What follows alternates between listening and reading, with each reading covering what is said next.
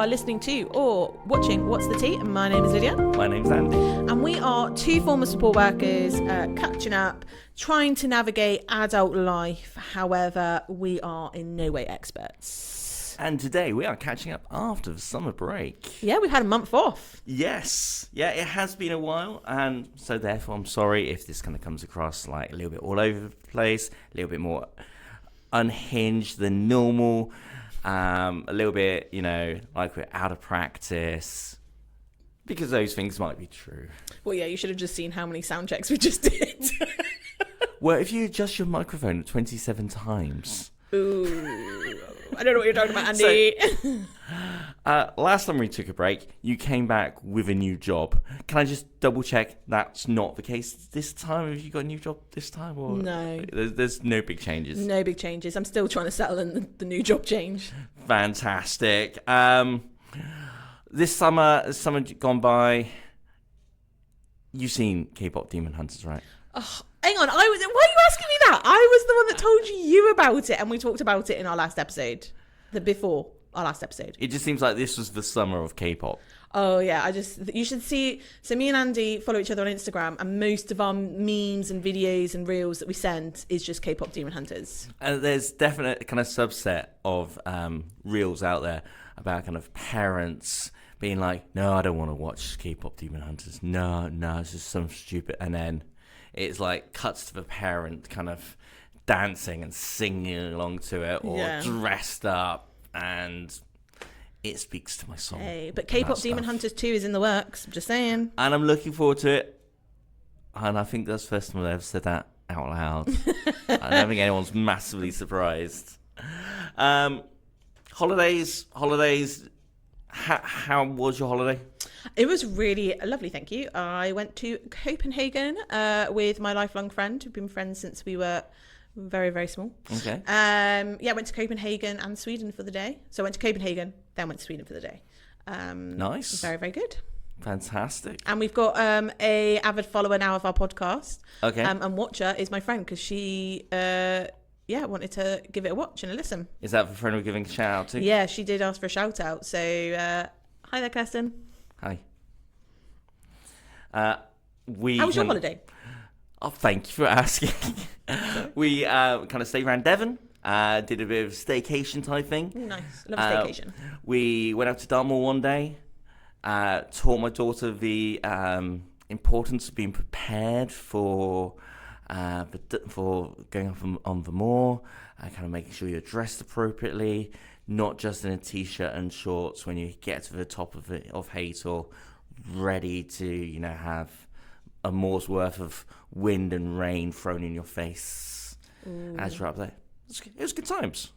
Would your daughter agree that it was a good time? She found it quite funny that she was there in a coat, and I was there kind of wringing water out of my t-shirt as I'm walking down the hill. Why? Because you didn't have a coat on? No. But you just told your daughter about wearing a coat, but you didn't wear a coat. Well, my wife told my daughter about wearing a coat. Okay, so the way you made it out to sound was that you were this wise man that told your daughter on how to prepare. Yeah, but actually, it's your wife that's got the wisdom. Well, you see, I was wise enough to give her a practical example as to why these things are important. Yeah, okay, whatever. What else? So coming up, we've got weird news. We've got a few other things coming up as well.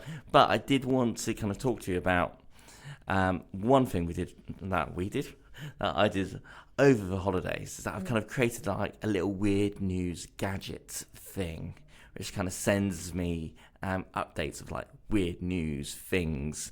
How did you do that? It's a Python thing and ChatGPT and okay, Discord it's too past things. my understanding and intellect. And it's so if weird news later starts to get a little bit more weirder than normal, that's why. But we love weird news. The weirder the better. The weirder the better. It's going weird. What else have we got coming up? Break for look at notes for both of us. I've got it in front of me. I know what the next thing is. Do you want me to talk about it? Please do. So every episode, we have tried to, in last season, award ourselves with a gold star for adulting. And because we just found, like, why not? Like, we used to get gold stars as kids for doing, like, our chores, brushing our teeth. Why shouldn't we as adults? So have you done anything that's worthy of a gold star since we last recorded, Andy? Well, I think I just shared a story about why I should have a gold star taken off me. Oh, okay. Why you didn't wear a coat up with the a whole moors? more t-shirt, shorts, sandals. You want sandals? Yes. Why not trainers? It's summer. Yeah, but you can wear trainers. You get sweaty and just wear sandals. Yeah, but that's not proper footwear for a hike, is it, Andy? Might not be. Yeah. I mean, we already went up to Hazel. It wasn't like a proper hike. Yeah, but it was still a hike. It's a short walk, really. Yeah, so you get a gold star taken off you. You silly boy. All right, okay.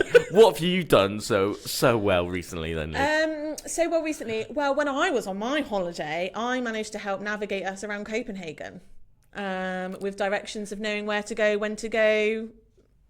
Quite well. Thank you very much. So are you trying to tell me that you prepared and... I prepared the holiday of where we were going and didn't get lost. Mapped it all out. Place? No. What's that like? And then also, we use public transport, and I was able to navigate public transport like the bus, the metro, the S train. They've got metro and an S train, and the train. And you didn't catch the wrong train in the wrong direction? Nope. Just have to Not get once. off of the next stop to Not turn once. around and go back? Not once. I've not done that ever before. Yeah. Well, that maybe wouldn't surprise a me, long Andy. time. You wear flipping sandals on I a did hike. that. That time the buses are next to as well. Okay, Andy. Anyway. As you can see, we are definitely not experts. More so Andy than I. On that note, so every now and then we plan the podcast. Yes. Every now and then. I know, I was like pulling like a face like, do I help plan? But I do. I come up with content. Yeah, well, it was in that conversation where we talked about this. Talked about kindness. Kindness, yeah. And then we had a message from Chris, who we occasionally mention on the podcast. Hi, Chris. Saying, guys, you should do this. And we'd already talked about it. And I was like, well, you remembered us already talking about it. I didn't have a clue. Completely forgot that we'd already talked about it. So it's like, all right. I then saw this and I was like, anyway, we would like to do, I guess, the good news or the kindness roundup, or we want to hear when you see something or someone doing something that is just kind, and they're doing it for the sheer sake of being kind. And it could be someone you see yourself, it could be something you hear about online, it could be whatever. We want to share stories of kindness.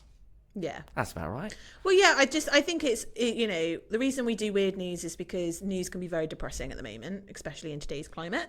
So we were like, let's bring the weird and the wonderful to, help break up, some of the news doom scrolling that happens because of what we see. And then also with the current situation that's going on in the world, like, only bad things make the news, but actually we want to celebrate the good things, the happy stuff, the kindness. So by having that, we just want to, celebrate you, the listeners, or people that you have observed being kind, to give them a special shout out and just be like, thanks for being kind, and help us restore our faith in humanity. So please get in touch if you see or hear anything about anyone being kind that you think we should shout out or talk about here. Yeah. Now, we did have a request towards the end of the last series. We did. To talk about trust between those receiving support and professionals. And how that trust is built up. Yeah, and it was a request. Well, it was a suggestion they brought up in a episode that we wanted to bring out a lot of different things. And in that episode, we said, look, we didn't want to just do something for a few seconds. We wanted to make an episode about it. So today's episode is regarding as Andy said, trust between either young people or members of the public and professionals. And how do we, as an organisation, as YMCA Exeter, how do we do that with our young people to build that trust and that relationship to help support them? And then obviously then by doing that, encouraging them on their journey moving forward, which I thought was a really good question, because, sometimes you might meet professionals for the first time. You're like, I don't know this person, but I've got to bare my soul. And that can be a bit uncomfortable. And it's like, well, actually, how do we build up that trust with professionals? So then, or as professionals, how do we do that with young people so they feel comfortable to share kind of their more vulnerable side that actually would benefit them in the support that they're receiving? Yeah, and that's because the more a professional knows us, the better the support can be given. Yeah, exactly. And I think, everyone is different in terms of how they do their job as a support worker. The same as, a GP. Everyone's GP is slightly different in how they do their work, for example.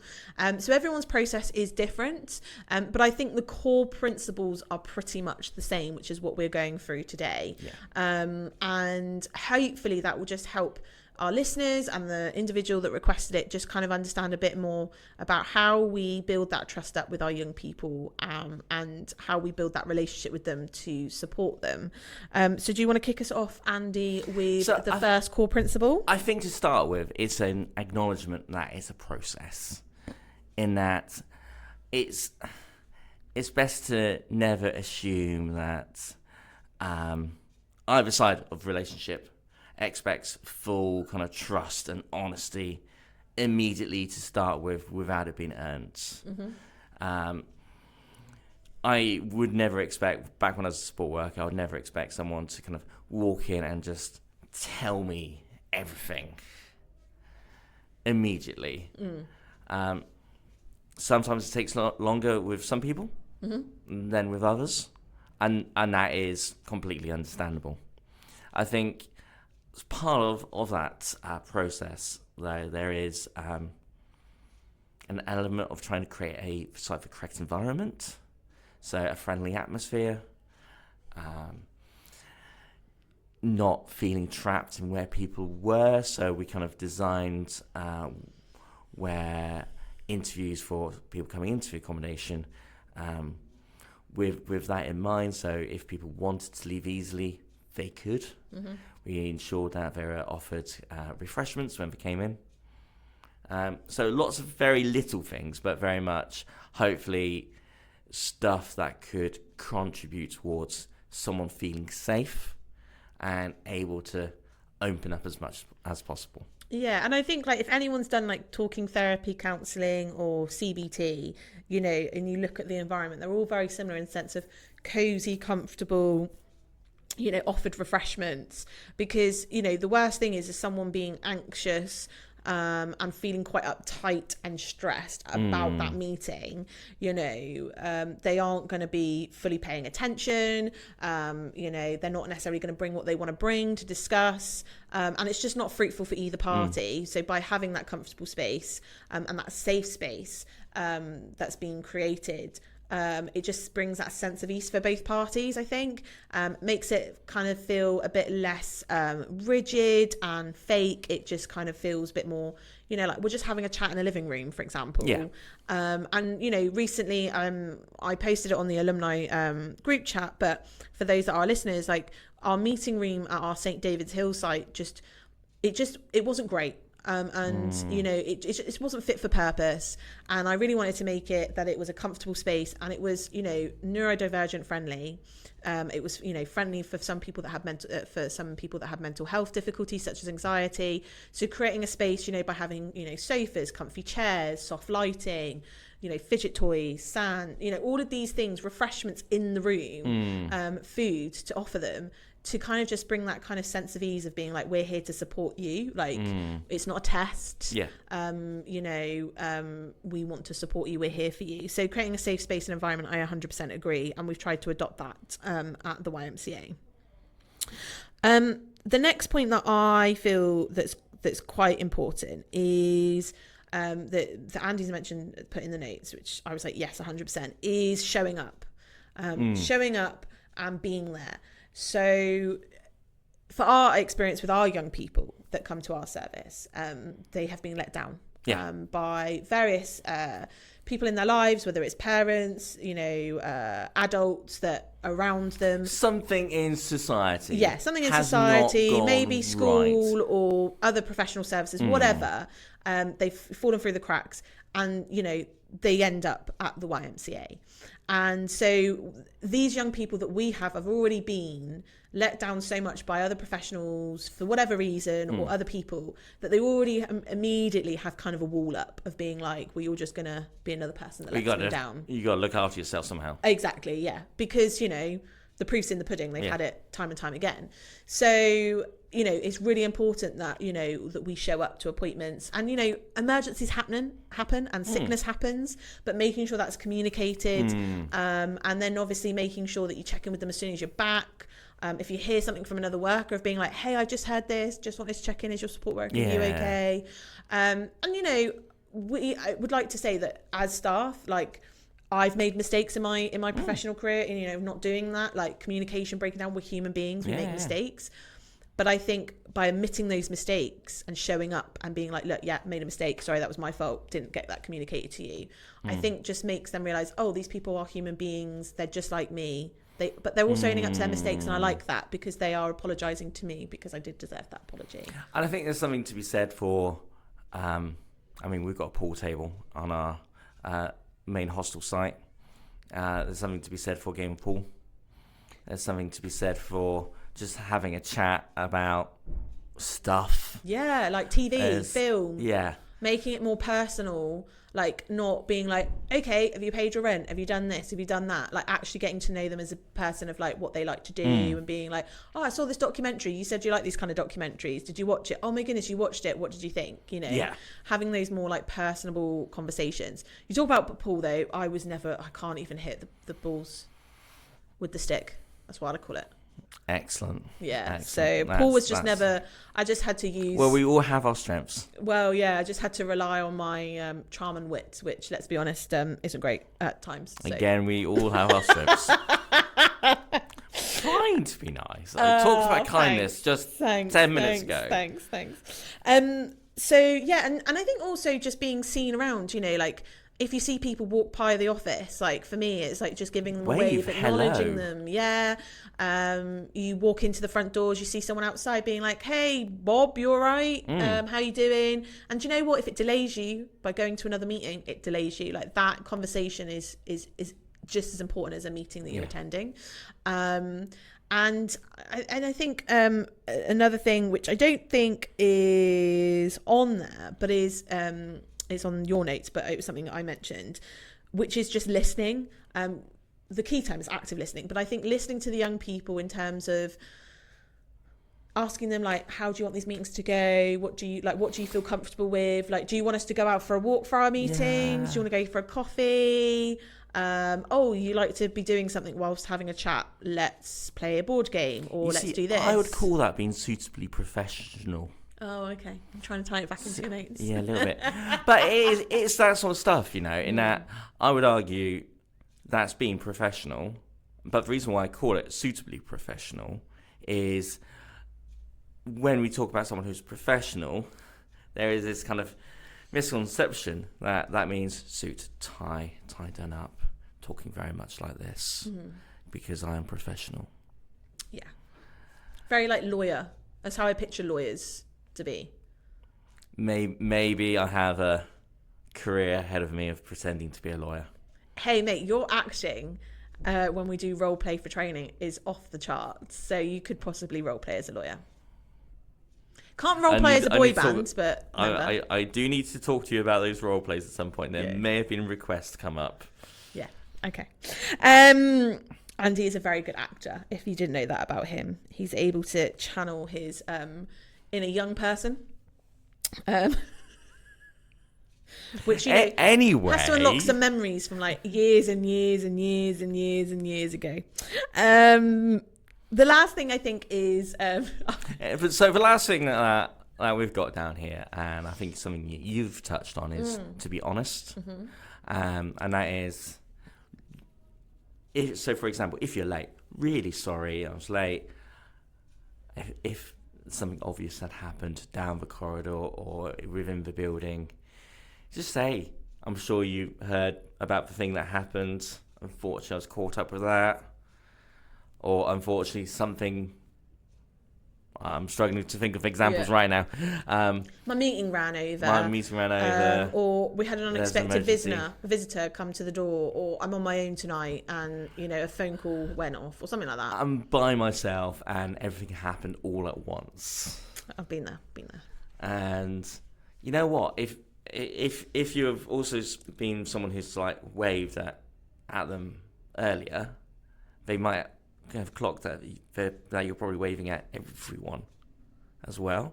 You're trying to make time for everyone.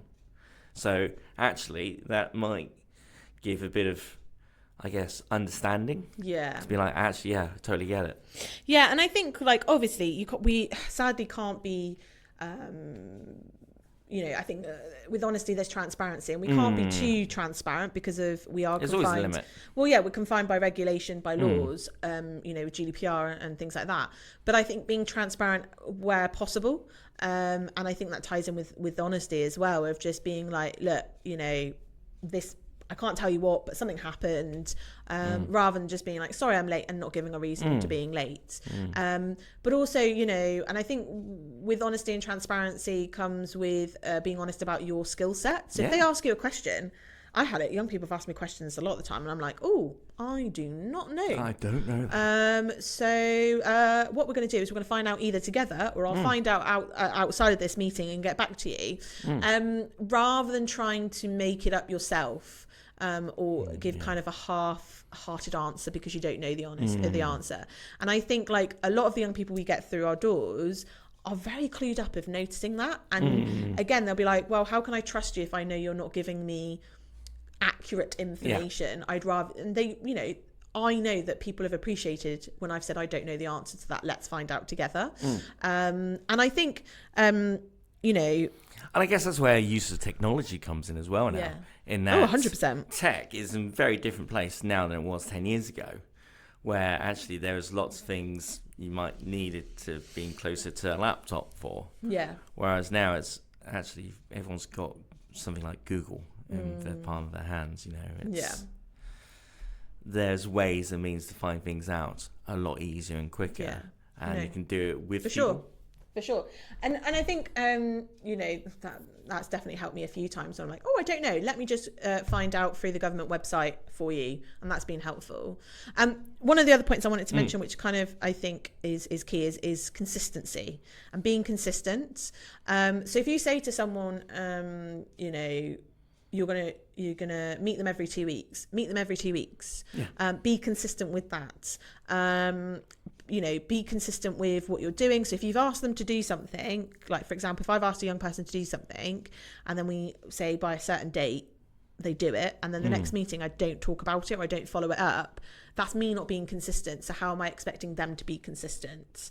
And I think a lot of people haven't had that in terms of they've not been around people that are consistent, approachable, holding themselves accountable, and being transparent. And I think by being that helps break down some of those barriers that some people have when it comes to working with people that are professionals, or people that I guess are kind of the adult figure in their life. Yeah. They are adults, but you know what I mean.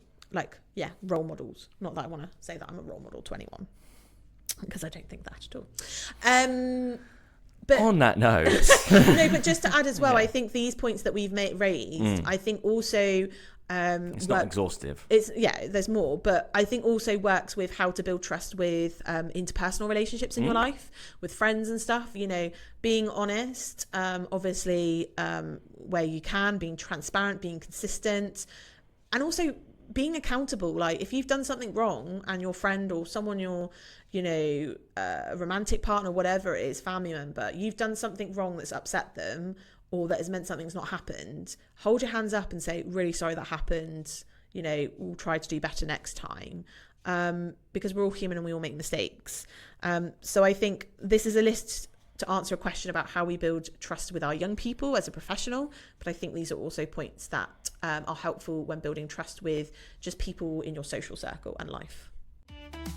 Got your coffee, got your shoes.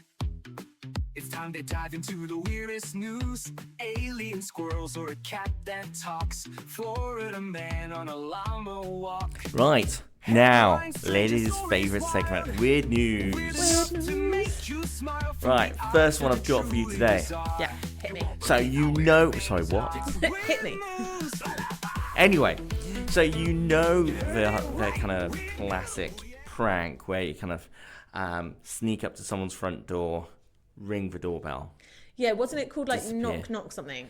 Knock knock ginger something. Yeah, like I don't know that, why. maybe? But yeah. I don't know. And it's, a classic prank that's kind of gone, that's been carried through the years, even with the kind of video doorbells and things like that.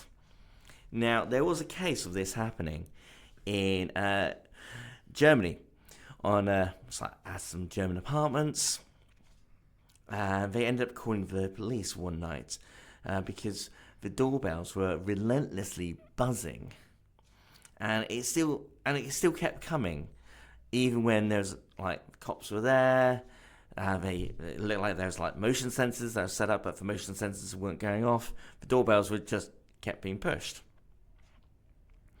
and we're like, what is going on? Upon investigation, they saw a little slug trail had gone over the doorbells of this block of apartments, setting off the doorbells in the apartments as it went over the buttons. That's funny. Keeping, the neighborhood up at night to the point where they called the cops in, and they were so they caught the slug and just kind of dropped him off at a local stretch of grass, I would laugh if he comes back. I say he, it might be she, or might be a they. But yeah, that would be funny. That would be amazing if slug just kept coming back. The next article would be persistent antisocial behaviour from slug gang. No. Or it'd be slug prankster back for round 2. Yes. My one is weird, but it's also, I don't know, I feel bad for this person. It reads weird to start with. Reads weird. So elderly woman is conned by a stranded astronaut. Okay. Yes. Sounds weird. Sounds very weird, doesn't it? So basically, a woman, an 80-year-old woman in Japan, was contacted by an individual who basically said they were a stranded astronaut and they needed money to buy more oxygen. And then asked her to send some money, which she proceeded to do. And at one point, he was under attack as well. Yeah, at one point he was under attack and he needed saving. And she sent about 1 million yen, which is about £5,000 to this individual. Obviously, the police were involved because obviously it is fraud, because this individual was not a stranded astronaut. Because can astronauts they don't have self-service, do they? Well, we've got some sort of internet connection, but do they have self-service? I'm not sure if it's. I don't think they can text their loved ones whilst they're on the moon. No, could you imagine if they could FaceTime whilst they're on the moon? Yeah, it's still. I don't think it works the same way as it does anyone else. Yeah. So. But I think it is interesting though, because it does show how this sort of scam works. In that it kind of shows that it's about that relationship being built up to the point where actually. Can you give me some money, please? Yeah. Poor 80-year-old lady. She thought she was helping an astronaut out that was stranded in space, that had been deserted by his space centre and country. So on that cheerful note, thank you for listening and or watching to What's for Tea. Please don't forget to subscribe to us on your favourite podcast provider or find us on the YMCA Exeter YouTube channel. Till next time, take care. See you guys.